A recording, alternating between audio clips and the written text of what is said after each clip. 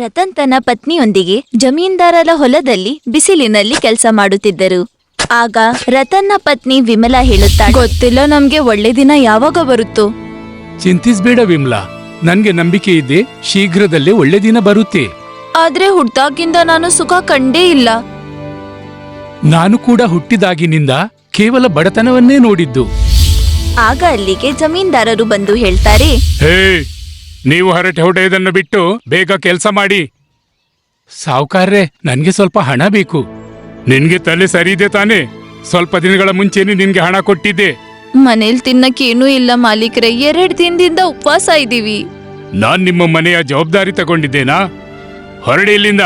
ಹಾಗೆ ನಾಳೆಯಿಂದ ಕೆಲಸಕ್ಕೆ ಬರಬೇಡಿ. ಆಗ ರತನ್ ತನ್ನ ಪತ್ನಿಯೊಂದಿಗೆ ಮನೆಗೆ ಬೇಸರದಿಂದ ಹೋಗುತ್ತಾನೆ. ಸ್ವಲ್ಪ ಸಮಯದ ನಂತರ ಬಹಳ ಬಿಸಿಲು ಇದ್ದಿದ್ದರಿಂದ ವಿಮ್ಲಾ ತಲೆ ಸುತ್ತು ಬಿದ್ದು ಹೋಗ್ತಾಳೆ. ವಿಮ್ಲಾ, ಏನಾಯ್ತು ನಿಂಗೆ? ಅಯ್ಯೋ ದೇವ್ರೆ, ತುಂಬಾ ಬಿಸಿಲಿದೆ, ಹಾಗಾಗಿ ತಲೆ ಸುತ್ತು ಬಿದ್ದ್ಬಿಟ್ಟೆ. ವಿಮ್ಲಾ, ಎದುರುಗಡೆ ಹಾಳು ಬಿದ್ದ ಮನೆ ಕಾಣ್ತಿದೆಯಲ್ಲ? ಸ್ವಲ್ಪ ಧೈರ್ಯ ತಗೊಂಡು ಅಲ್ಲಿವರೆಗೆ ನಡಿ. ಸ್ವಲ್ಪ ಸುಧಾರಿಸ್ಕೊಂಡು ಮತ್ತೆ ಮನೆಗೆ ಹೋಗೋಣ. ತುಂಬಾ ಬಿಸಿಲು ಇದ್ದಿದ್ದರಿಂದ ರತನ್ ಪತ್ನಿಯೊಂದಿಗೆ ಅಲ್ಲಿ ಇದ್ದ ಒಂದು ಮನೆಗೆ ಹೋಗ್ತಾರೆ. ನೀನಿಲ್ಲೇ ಕೂತ್ಕೋ, ನಾನ್ ನಿನ್ಗೇನಾದ್ರೂ ತಿನ್ನಲು ತರ್ತೇನೆ. ರತನ್ ಏನು ತಿನ್ನಲು ತರಕ್ ಹೋಗ್ತಾನೆ. ಆಗ ಅಲ್ಲಿ ರತನ್ಗೆ ಕೆಳಗೆ ಬಿದ್ದಿರುವ ಒಂದು ಕಾಗದ ಕಾಣಿಸುತ್ತೆ. ಅರೆ, ಇದಂತೂ ತುಂಬಾ ಹಳೆ ಕಾಗದ. ಅಷ್ಟು ಹೇಳಿ ರತನ್ ಕಾಗದವನ್ನು ಓದುತ್ತಾನೆ. ಈ ಕಾಗದದಲ್ಲಿ ಏನು ನಕ್ಷೆ ಮಾಡಲಾಗಿದೆ. ಪ್ರಾಯಶಃ ಇದು ಯಾವುದೋ ಖಜಾನೆಯ ನಕ್ಷೆ ಇರಬಹುದು. ರತನ್ ಕಾಗದವನ್ನು ತಗೊಂಡು ವಿಮ್ಲಾಳ ಬಳಿ ಹೋಗುತ್ತಾನೆ. ವಿಮ್ಲಾ, ಈ ಕಾಗದ ನೋಡು, ಇದ್ರಲ್ಲೇನೋ ನಕ್ಷೆ ಮಾಡಲಾಗಿದೆ. ಇದು ಸಾಧಾರಣ ಕಾಗದ ಅಲ್ಲ ರೀ, ಬಹುಶಃವಾಗಿ ಇದು ಖಜಾನೆ ಪತ್ರ ಇರಬಹುದು. ನೋಡು, ಇದ್ರಲ್ಲಿ ಒಂದು ಕಾಡಿನೊಳಗಿನ ಕೆರೆಯ ನಕ್ಷೆ ಇದೆ. ಇದರ ಸಹಾಯದಿಂದ ನಾವ್ಯಾಕೆ ಖಜಾನೆಯನ್ನು ಹುಡುಕಬಾರ್ದು? ಪ್ರಯತ್ನ ಮಾಡೋದ್ರಲ್ಲಿ ಏನು. ಮರುದಿನ ಇಬ್ಬರು ನಕ್ಷೆಯನ್ನು ತಗೊಂಡು ನದಿಯ ಬಳಿಗೆ ಹೊರಡುತ್ತಾರೆ. ಬಹಳ ದೂರ ನಡೆದ ನಂತರ ಇಬ್ಬರು ನದಿಯ ಬಳಿಗೆ ಬರುತ್ತಾರೆ. ಕೆರೆಯವರೆಗೆ ನಾವು ತಲುಪಿದೆವು, ಆದ್ರೆ ಇಷ್ಟು ದೊಡ್ಡ ಜಾಗದಲ್ಲಿ ಖಜಾನೆ ಎಲ್ಲಿರ್ಬೋದು? ಸ್ವಲ್ಪ ತಾಳ್ಮೆ ಮಾಡಿ, ನಕ್ಷೆಯಿಂದ ನದಿ ಸಿಕ್ಕಿದೆ ಅಂದ್ರೆ ಖಜಾನೆನೂ ಸಿಗುತ್ತೆ. ಖಜಾನೆ ಹುಡುಕ್ತಾ ಹುಡುಕ್ತಾ ಇಬ್ಬರಿಗೂ ಸುಸ್ತಾಗಿ ಹೋಗುತ್ತೆ. ರತನ್, ನನ್ಗೆ ತುಂಬಾ ಆಯಾಸವಾಗಿದೆ, ನಾನ್ ಸ್ವಲ್ಪ ಆರಾಮ ಮಾಡ್ಲಾ? ವಿಮಲಾ, ನೀನಿಲ್ಲಿ ಮರದ ಕೆಳಗೆ ಕೂತ್ಕೋ, ನಾನ್ ನಿನ್ಗಾಗಿ ನೀರು ತರ್ತೇನೆ. ರತನ್ ಬಾಟಲ್ ಅನ್ನ ತಗೊಂಡು ವಿಮ್ಲಾಗಾಗಿ ನೀರು ತರಲು ಹೋಗ್ತಾನೆ. ಅಲ್ಲಿ ಮರದ ಕೆಳಗೆ ಒಬ್ರು ಬಾಬಾ ಅವರು ಕೂತಿದ್ದು ಕಾಣಿಸುತ್ತೆ. ನೀರು ನೀರು ಈ ಬಾಬಾ ನೀರು ನೀರು ಯಾಕಂತಿದ್ದಾರೆ? ಪ್ರಾಯಶಃ ಇವರಿಗೂ ಬಾಯಾರಿಕೆ ಆಗ್ತಿದೆ. ಸರಿ ಇರ್ಲಿ, ಸ್ವಲ್ಪ ನೀರು ಇವರಿಗೂ ಕುಡಿಸ್ತೇನೆ. ರತನ್ ನೀರು ತರಲು ನದಿಯ ಬಳಿಗೆ ಹೋಗ್ತಿರ್ತಾನೆ. ಆಗ ಇದ್ದಕ್ಕಿದ್ದಂತೆ ಬಾಬಾ ಅವರ ಧ್ವನಿ ಕೇಳಿ ಬರುತ್ತೆ. ನಿಲ್ಲು ಮಗು. ಬಾಬಾ, ನನ್ಗೇನಾದ್ರೂ ಹೇಳಿದ್ರ ನೀವು? ಮಗು, ನೀನೇನು ಕೆರೆಯಿಂದ ನೀರು ತರಲು ಹೋಗ್ತಿದ್ದೀಯಾ? ಬಾಬಾ, ನನ್ನ ಹೆಂಡತಿಗೆ ಬಾಯಾರಿಕೆ ಆಗ್ತಿದೆ, ಹಾಗಾಗಿ ಅವಳಿಗೆ ನೀರು ತರಲು ಹೋಗ್ತಿದ್ದೇನೆ. ನನ್ಗೂ ತುಂಬಾ ಬಾಯಾರಿಕೆ ಆಗಿದೆ, ನನ್ಗೂ ಸ್ವಲ್ಪ ನೀರು ಕುಡಿಸ್ತೀಯಾ ನೀನು? ನೀರು ಕುಡಿಸೋದು ಪುಣ್ಯದ ಕೆಲಸ, ನಾನು ನಿಮ್ಗೂ ನೀರು ಕುಡಿಸ್ತೇನೆ ಬಾಬಾ. ಆದ್ರೆ ಈ ಕೆರೆಯಿಂದ ನೀರು ತರೋದು ತುಂಬಾ ಪ್ರಾಣಕ್ಕೆ ಅಪಾಯಕಾರಿ. ಆದ್ರೂ ನನ್ಗಾಗಿ ನೀರು ತರ್ತೀಯಾ ನೀನು? ಕೆರೆಯಿಂದ ನೀರು ತರೋದ್ರಲ್ಲಿ ಏನು ಅಪಾಯ ಬಾಬಾ? ನಾನು ನನ್ನ ಹೆಂಡತಿಗಾಗಿ ನೀರು ತರಲು ಹೋಗ್ತಿದ್ದೇನೆ, ಅದ್ರೊಂದಿಗೆ ನಿಮ್ಗೂ ನೀರು ತರ್ತೇನೆ. ಸರಿ, ಹೋಗು. ಒಂದು ವೇಳೆ ನೀನು ಜೀವಂತ ವಾಪಸ್ಸಾದ್ರೆ ನನ್ಗೂ ನೀನು ನೀರು ಕುಡಿಸು ಮಗು. ಬಾಬಾಜಿ ಹೆದರಿಸಿದ ನಂತರವೂ ರತನ್ ನೀರು ತರಲು ಹೋಗುತ್ತಾನೆ.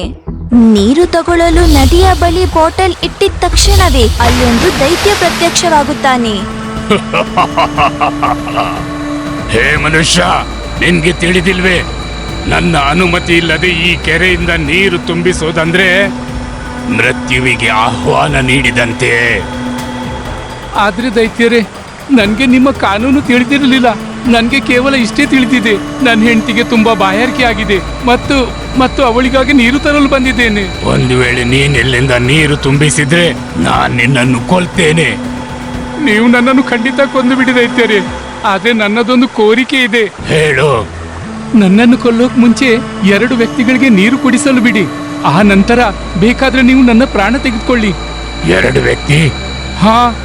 ಒಬ್ಳು ನನ್ನ ಹೆಂಡತಿ, ಮತ್ತೊಬ್ರು ಆ ಫಕೀರ್ ಬಾಬಾ. ನೀನು ಆ ಫಕೀರನಿಗೆ ಯಾಕೆ ನೀರು ಕುಡಿಸ ಬಯಸ್ತಿ?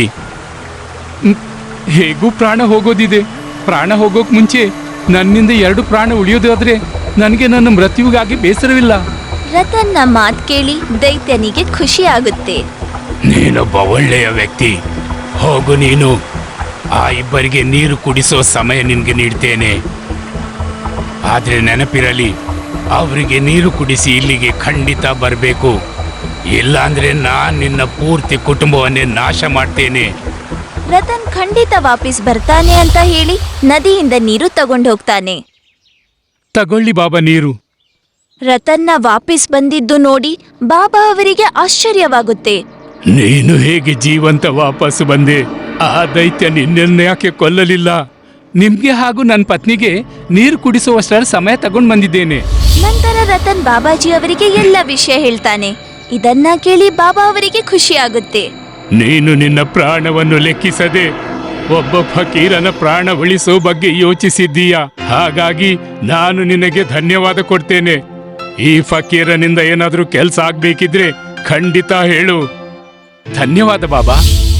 ರತನ್ ತನ್ನ ಪತ್ನಿಗೆ ನೀರು ಕೊಡಲು ಹೋಗ್ತಾನೆ. ವಿಮ್ಲಾ, ಒಮ್ಮೆಲೆ ನನ್ನ ಮೃತ್ಯುವಾದ್ರೆ ನೀನೇನ್ ಮಾಡ್ತೀಯಾ? ಇಂಥ ಪ್ರಶ್ನೆ ಯಾಕೆ ಕೇಳ್ತಿದ್ದೀರಾ? ನನ್ಗಿವೆಲ್ಲ ಇಷ್ಟವಾಗಲ್ಲ.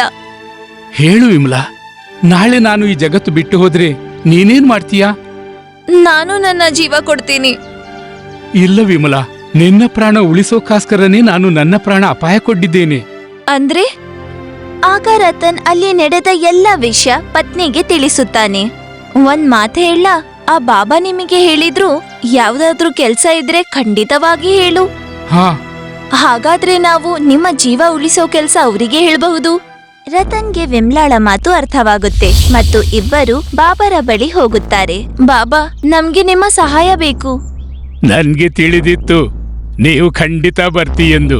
ಹೇಳು, ನಾನೇನ್ ಸಹಾಯ ಮಾಡ್ಲಿ ನಿನ್ಗೆ? ಬಾಬಾ, ನಾವು ಕಡು ಬಡವರು. ಈ ಪರಿಸ್ಥಿತಿಲಿ ನಾನು ಸತ್ತರೆ ನನ್ನ ಹೆಂಡತಿಯ ಗತಿ ಏನು? ಬಾಬಾ, ನನ್ನ ಪತಿಯ ಜೀವ ಕಾಪಾಡಿ. ನೀನು ನನ್ಗೆ ನೀರು ಕುಡಿಸಿದ್ದೀಯಾ? ನಾನು ನಿನ್ನ ಪ್ರಾಣ ಖಂಡಿತ ಉಳಿಸ್ತೇನೆ. ಇದನ್ನ ಕೇಳಿ ವಿಮ್ಲಾಗೆ ಖುಷಿಯಾಗುತ್ತೆ ಮತ್ತು ಬಾಬಾ ಅವರ ಬಳಿ ಇನ್ನೊಂದು ಮಾತು ಕೇಳ್ತಾಳೆ. ಬಾಬಾ, ಇವರಿಗೆ ಖಜಾನೆಯ ಒಂದು ಪತ್ರ ಸಿಕ್ಕಿದೆ. ನೀವ್ ಹೇಳ್ಬೋದಾ ಆ ಖಜಾನೆ ಎಲ್ಲಿದೆ ಅಂತ? ರತನ್ ಬಾಬಾ ಅವರಿಗೆ ನಕ್ಷೆ ಕೊಡ್ತಾರೆ. ಬಾಬಾ ನಕ್ಷೆಯನ್ನು ನೋಡಿ ಹೇಳ್ತಾರೆ, ಈ ಖಜಾನೆ ನಿನ್ಗೆ ಇನ್ನೊಂದು ಜಗತ್ತಿನಲ್ಲಿ ಸಿಗುತ್ತೆ. ಇನ್ನೊಂದು ಜಗತ್ತು? ಏನರ್ಥ? ಖಜಾನೆ ಇನ್ನೊಂದು ಜಗತ್ತಿನಲ್ಲಿದೆ. ಆ ಜಗತ್ತಿನ ಬಾಗಿಲು ಕೆರೆಯ ನೀರಿನ ಒಳಗಡೆ ಇದೆ.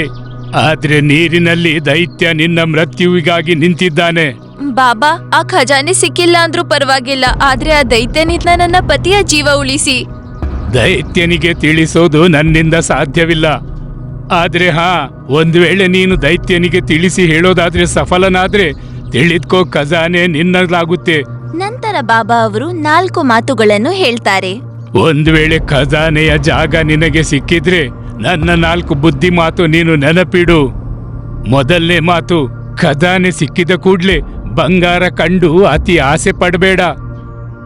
ಎರಡನೇ ಮಾತು, ಖಜಾನೆಯಿಂದ 4 ಚೀಲಕ್ಕಿಂತ ಹೆಚ್ಚು ಬಂಗಾರ ತೆಗೆಯಬೇಡ. ಮೂರನೇ ಮಾತು, ಅಲ್ಲಿಂದ ಹಿಂತಿರುಗಿದ ನಂತರ ನೀನು ಯಾರಿಗೂ ಆ ಜಾದುವಿನ ದ್ವಾರದ ಬಗ್ಗೆ ಹೇಳಬಾರ್ದು.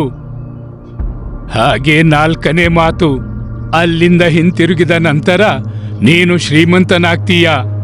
ಆಗ ನೀನು ನಿನ್ನಂತಿರುವ ಬಡವರಿಗೆ ಸಹಾಯ ಮಾಡಬೇಕು. ನೀನು ನೀವ್ ಹೇಗೆ ಹೇಳ್ತೀರಾ? ನಾವ್ ಹಾಗೆಯೇ ಮಾಡ್ತೀವಿ.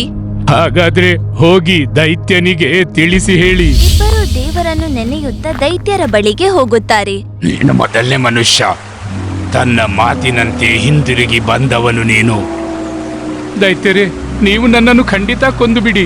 ಆದ್ರೆ ದಯಮಾಡಿ ಸಾಯೋಕ್ ಮುಂಚೆ ನನ್ನ ಕೊನೆಯ ಆಸೆ ನೆರವೇರಿಸಿ. ಹೇಳು, ನಿನ್ನ ಅಂತಿಮ ಇಚ್ಛೆ ಏನು? ನಾನು ಕಡು ಬಡವ. ನೀವು ನನ್ನ ಹೆಂಡತಿಯನ್ನು ಶ್ರೀಮಂತಳಾಗಿಸ್ಬೇಕು. ಅರೆ, ನೀನು ನಿನ್ನ ಪತ್ನಿಯನ್ನು ನಡುವೆ ತಂದು ನನ್ನನ್ನು ಇಮೋಷನಲ್ ಆಗಿಸಿದೆ. ನೀವು ಮನುಷ್ಯರು ತುಂಬಾ ಚೀಟರ್ ಆಗಿರ್ತೀರಿ. ಆದ್ರೂ ಸರಿ, ನಾನು ನಿನ್ನ ಅಂತಿಮ ಇಚ್ಛೆ ಖಂಡಿತ ನೆರವೇರಿಸ್ತೇನೆ. ಓಕೆ? ನಂತರ ರತನ್ ದೈತ್ಯನಿಗೆ ಖಜಾನೆಯ ನಕ್ಷೆ ತೋರಿಸುತ್ತಾನೆ. ಖಜಾನೆಯ ವಿಳಾಸ ಕೇಳುತ್ತಾನೆ. ನೀವು ನನ್ಗೆ ಈ ಖಜಾನೆ ಜಾಗ ತಿಳಿಸ್ತೀರಾ? ನೀನು ಕಾವಲುಗಾರನಿಗೆ ಕದಿಯಲು ಹೇಳ್ತಾ ಇದ್ದೀಯಾ?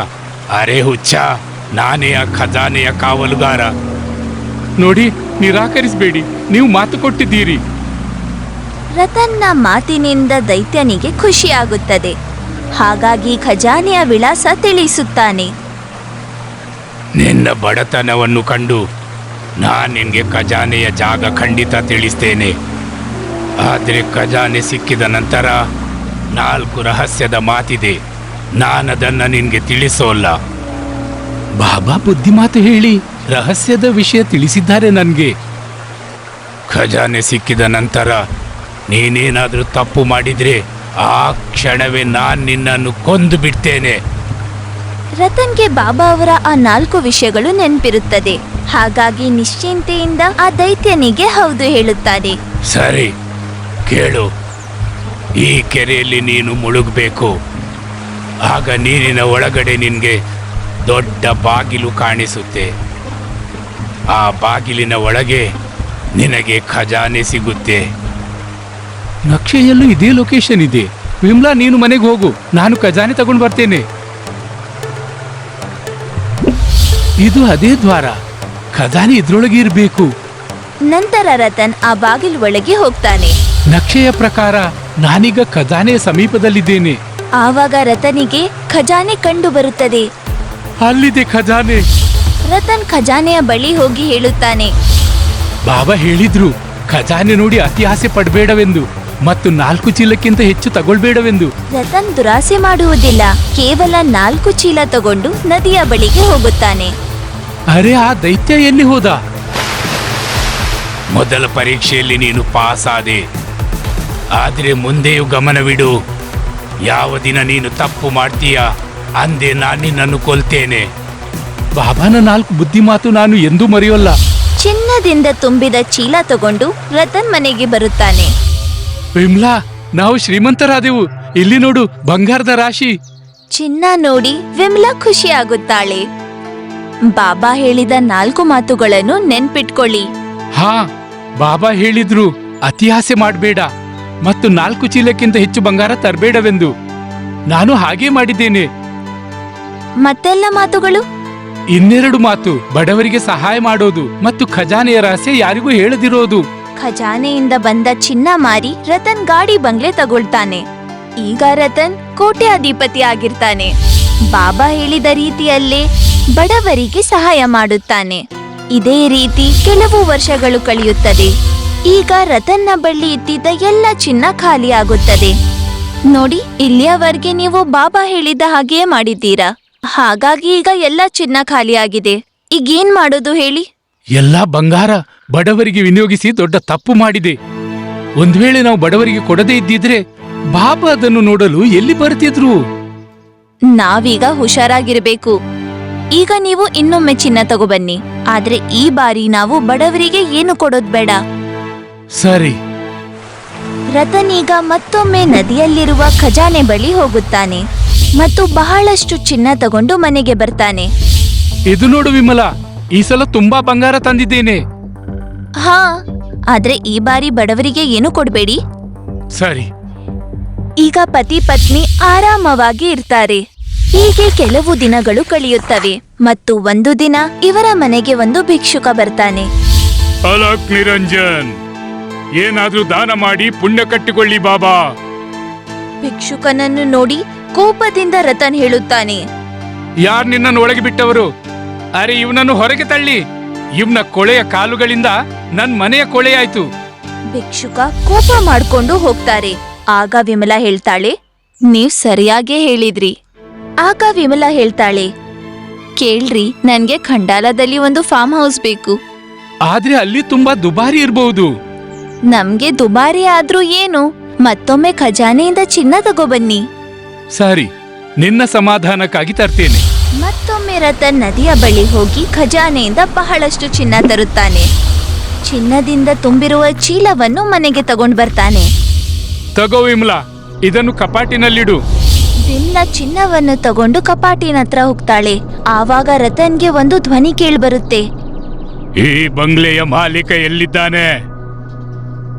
ಬಾಬಾ ಅವರ ಮಾತು ಕೇಳಿ ರತನ್ಗೆ ಟೆನ್ಷನ್ ಆಗುತ್ತೆ. ಇದಂತೂ ಫಕೀರ್ ಬಾಬಾರ ಸ್ವರ. ಆದ್ರೆ ಅವರು ಇಲ್ಲಿಗಾಕೆ ಬಂದಿರ್ಬೋದು? ರತನ್ ಬಾಗ್ಲ ಹತ್ರ ಹೋಗಿ ನೋಡ್ತಾನೆ. ಬಾಬಾ ಅವರಿಗೆ ತುಂಬಾ ಕೋಪ ಬಂದಿರುತ್ತೆ. ಬಾಬಾ, ನೀವು? ಒಳ್ಳೇದಾಯ್ತು, ನನ್ನ ಗುರುತು ಸಿಕ್ಕಿತು ನಿನ್ಗೆ. ನಿನ್ನ ನೆನಪು ಶಕ್ತಿ ಒಳ್ಳೇದಿದೆ. ಆದ್ರೂ ನನ್ನ ಬುದ್ಧಿ ಮಾತು ಯಾಕೆ ಮರೆತ್ಬಿಟ್ಟೆ? ನೋಡಿ ಬಾಬಾ, ಆ ಬುದ್ಧಿ ಮಾತು 4 ಏನೂ ಪ್ರಯೋಜನವಿಲ್ಲ. ನೀವು ನನ್ನನ್ನು ಹೆದರಿಸೋದ್ ಬೇಡ.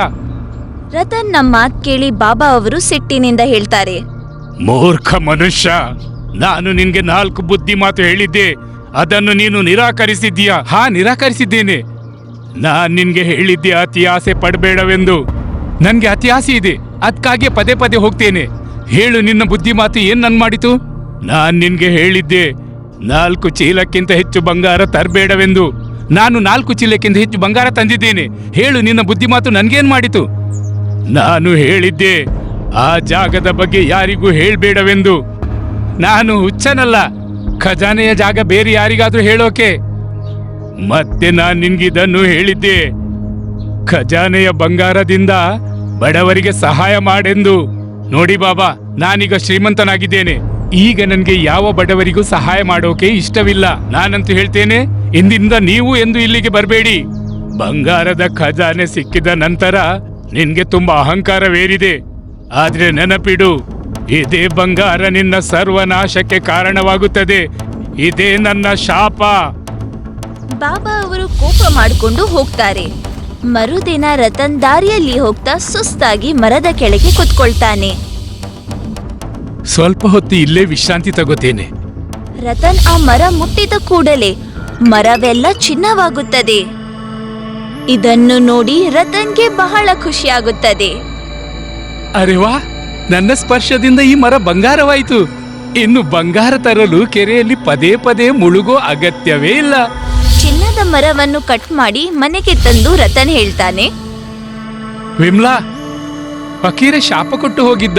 ಆದ್ರೆ ನಮ್ಗಂತೂ ಲಾಭವೇ ಆಗ್ತಿದೆ. ಅದು ಹೇಗೆ?